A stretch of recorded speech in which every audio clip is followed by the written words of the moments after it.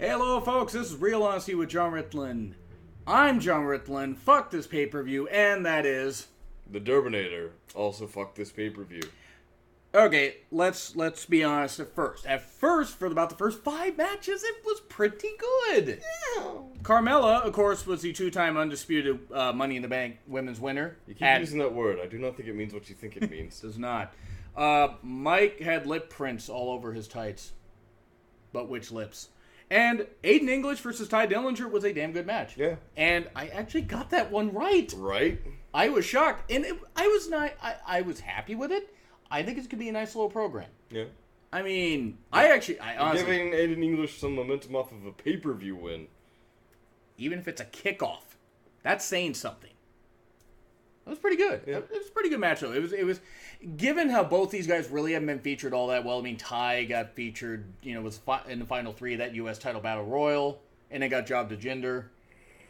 Still, at least he's pretty over with the crowd, and Aiden, this gives Aiden a nice little rub that they'll probably give right back to Ty on the next show. Yeah.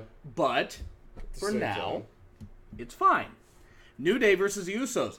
I would say, false finish o'clock, motherfucker. Mm-hmm. But good. A lot of people forget Xavier Woods is a really good wrestler. Mostly creative forgets. Never forget it.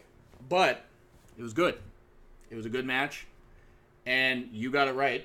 With the New Day winning. Yep. I thought at first, I was like, okay, the New Day and right when that super kick happened, they hit Xavier with that super kick out of nowhere. And they didn't win. I was like, okay, Chris is right. But it was good. Yeah, it's not like the super kick's been devalued or anything. Stupid Young Bucks. Anyway. Well, I mean, to be fair, a lot of wrestlers have been throwing it anyway, so. Yeah. But you got that right. I think it gives New Day a nice little bit of momentum. You have a rematch sometime on SmackDown. Build to a program with another team. I don't think you need to have another rematch at SummerSlam. No. Unless you want to add another team or two. You want to do that, that's fine. But I'm just saying, you need to kind of beat the end of this feud. Yeah. But it was good. It was a good match.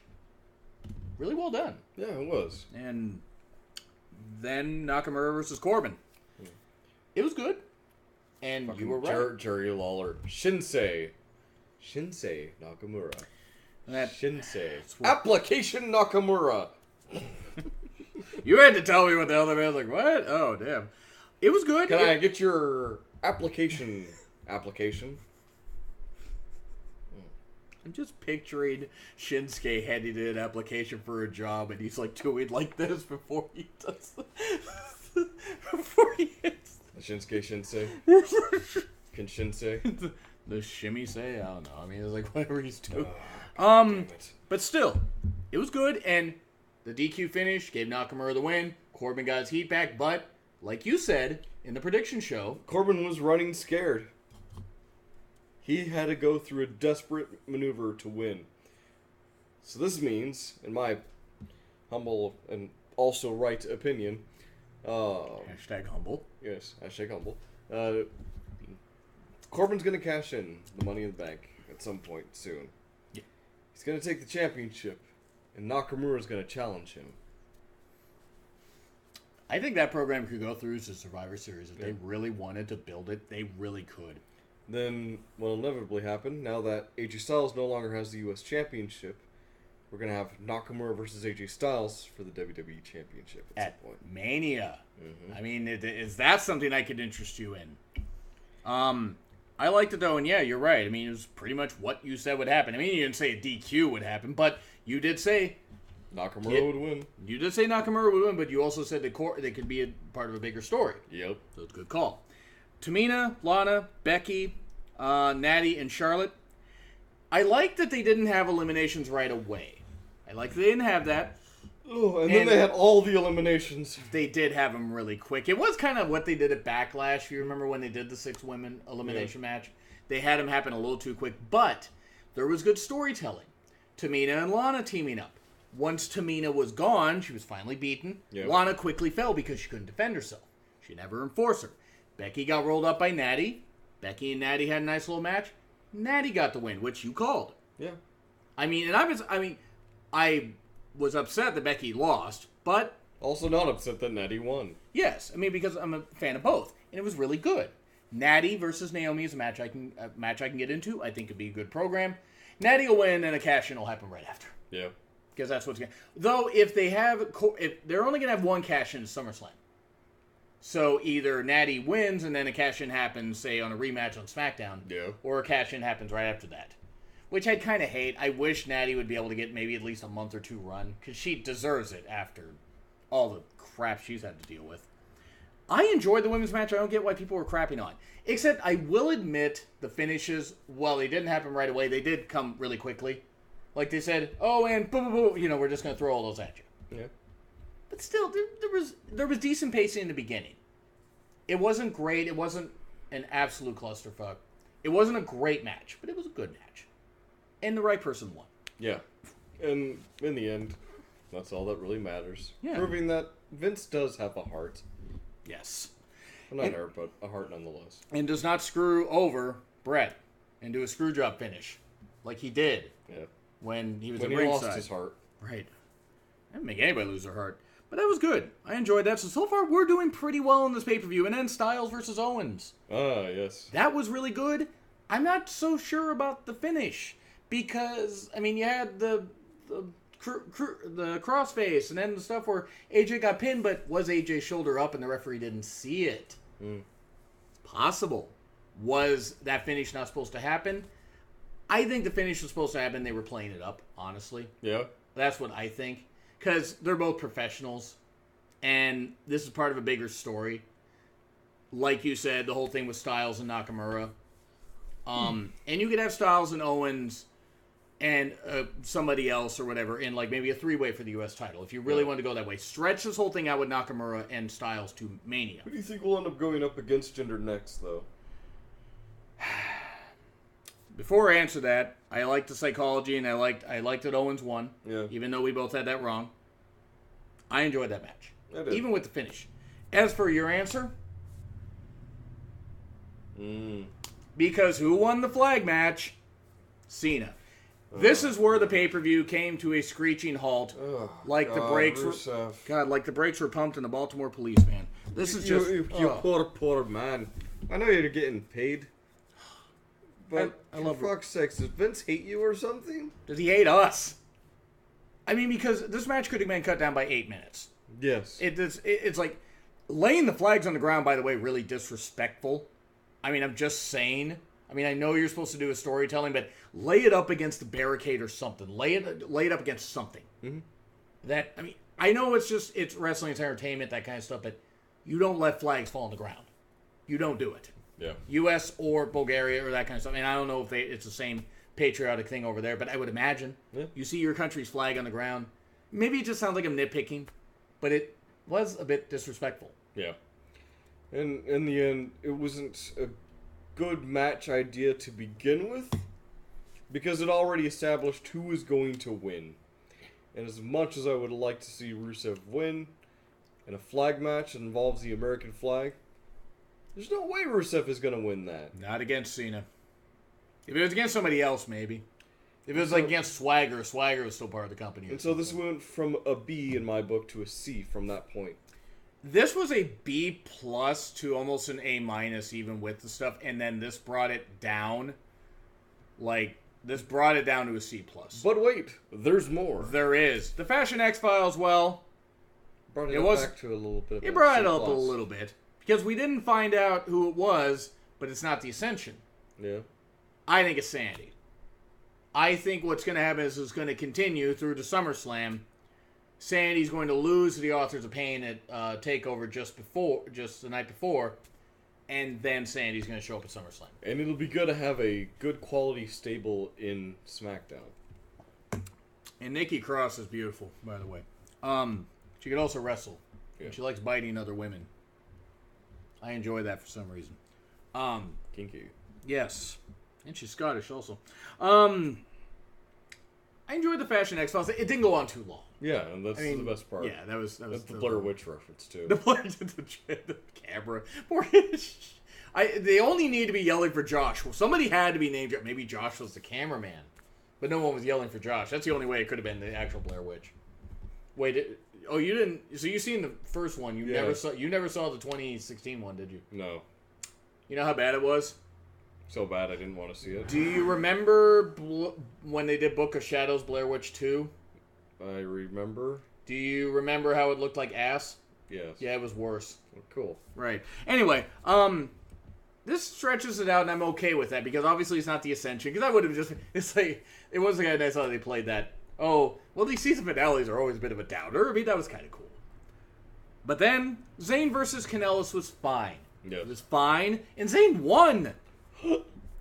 He gets. Like, are they souring on Kanellis already that he didn't even win his pay-per-view debut? This was a no-win situation. Go ahead. If Zayn lost again, he'd be buried further. He'd start losing crowd support. If Kanellis won, if Kanellis lost, then yeah, he loses his first pay-per-view match. So, where do they go from here? A rubber match where Kanellis wins. Yeah. I mean, I agree with you. It was a no-win situation, but at least, Zayn won. I can't say Mike looked weak in defeat. No, he didn't. But I'm already starting to worry about this act, and I like both of them. I like both Mike and Maria. I think they're both very talented. I'm worried that this will not work. I'm worried. And I love the theme, by the way. Their theme song is awesome. Have you actually listened to the whole thing? No. Okay, I'll have to play it for you after the review. But then, the main event, the goddamn main event, the Punjabi prison match. First off, the CM Punk chants were appropriate. Fuck this match. Yeah. Slow as fuck. As slow as a return that happened. God. Boy, We'll get to that. Yes, and Samira's broken. That's 7 years of bad luck in India. That spot through the announcer's table. That was something. That was the best part of the match. It just... I didn't expect this match to be fast-paced. I mean, neither of these guys exactly are speed demons. No. But good God. You could have... It's like this match was put on slow-mo. Like, if you've ever played... And, for you, but also for us. If you've ever played any of the the wrestling video games up to, like, SmackDown Here Comes the Pain, where people climb the cage slower, especially, like, in WWF... WrestleMania 2000 and and WWF No Mercy, where they climb the cage really, really slow. That's what this reminded me of. Except you can kind of control what people do there. This is so painful. This was really bad. This is not working with Jinder. Go ahead. There's absolutely no reason that Jinder should be champion. None. Nothing that's good. He didn't get the opportunity to build up to it. He's completely lacking in any charisma, in ring or on the mic. My language of Punjabi. Go ahead. Fucking Canadian.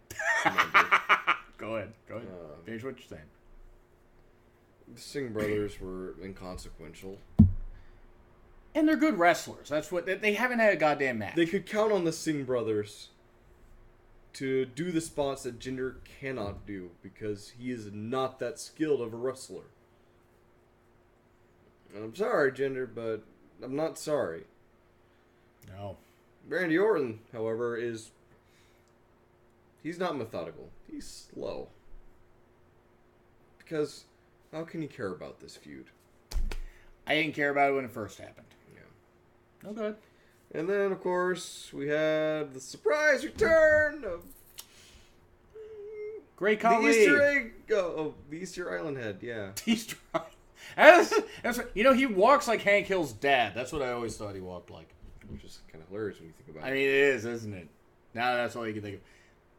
And I'm thinking, okay, maybe Khali is going to attack Orton, but then attack Jinder, because the last time these guys had any confrontation, I think was the Royal Rumble 2012, where Khali threw out Jinder. Because of course I would remember that. Because why wouldn't I? Khali threw out Ezekiel Jackson in that match. Because, of course, why... Wait, was that? Yeah, I think it was that one. That was ridiculous. Yeah. Khali, it's like... Look, I've heard Khali is a nice guy, and I'm sure he is. I'm sure... There was no goddamn reason for this. There's only so long a giant can last in WWE. I'm amazed he's still alive, given the giantism thing. Or whatever he has. I mean, I'm not advocating that he die. I'm just saying, like, a lot of giants, they don't make it past a certain age. Yeah. But he couldn't move. He's got to take it easy. He's probably going to be there to act as an enforcer of sorts. Which means they're going to continue the feud with Jinder and Randy Orton for a while. But honestly... God, why? I mean, why? I can't stand it. It's not because I don't like Jinder. I just don't think he's at the point where he should be champion. He doesn't have the skill set. He doesn't have the on-mic presence. He's not Kevin Owens. He's not even Slater. Yeah. And I'm not saying Slater's great on the mic, but Slater's at least entertaining. He's not even Roderick Strong, and Roderick Strong's not that great on the mic. But Roderick Strong's a good wrestler. Yeah. And can convey his point through sometimes in-ring skill can outweigh lack of charisma, but when you have neither, why are you the WWE champion? If they give him a Intercontinental Championship run, that's fine.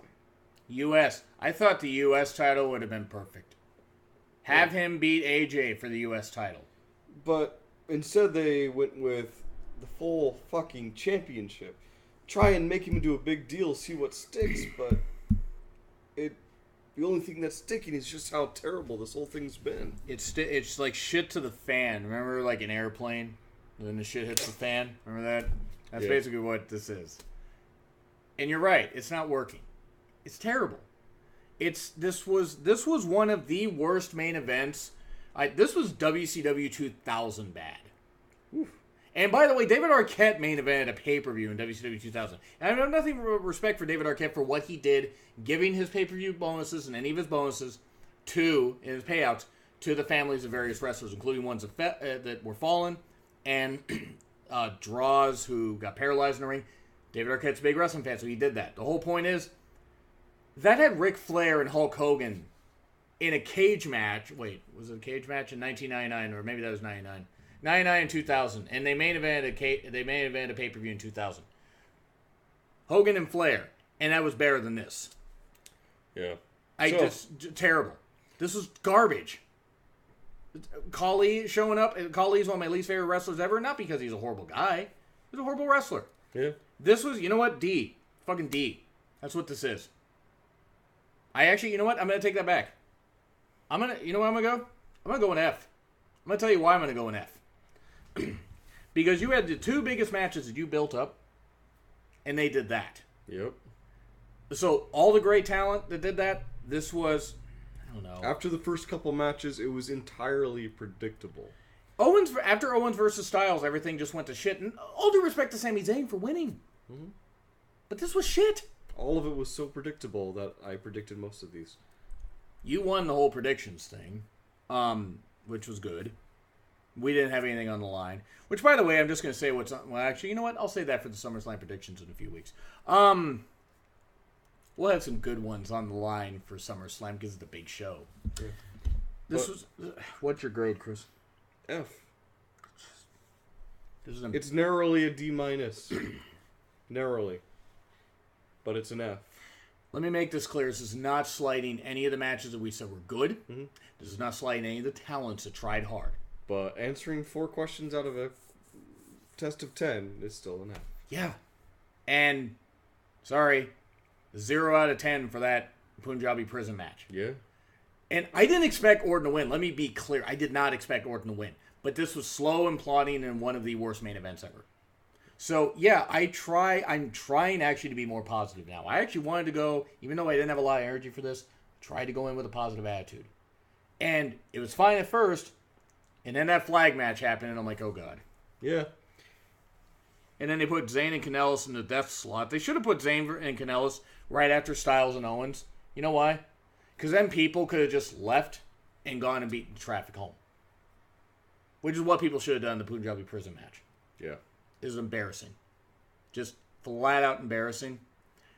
If any of you guys are fans of Jinder, by the way, that are watching this, cool. I'm not going to blame you guys that you are. But Jinder is, in my opinion... If you're a mark. Right, yes. I'm a mark for some wrestlers, but just, and my voice is fading out, but just, guys, a lot of people just don't want to hear it for some reason. Jinder's the worst WWE champion ever. By a mile. Yep. And this is embarrassing. The Great Khali ever become champ? He was world champion. Yeah. So he's the worst world champion ever. Anyway, do you agree? Do you so F's for both of us. Yes. Do you agree? Do you disagree with what we've said? Like, share, comment, and subscribe. Check out the Twitter handles, thumbnail this guy designed. This is my Real Honesty with Jonn Ritland. I'm Jonn Ritland. Fuck Battleground. Fuck the Punjabi prison. Fuck Khali. Gender, you I'd rather not, but right. I'm the Derminator. And he is the awesome co-host here. We will see you for Raw tomorrow.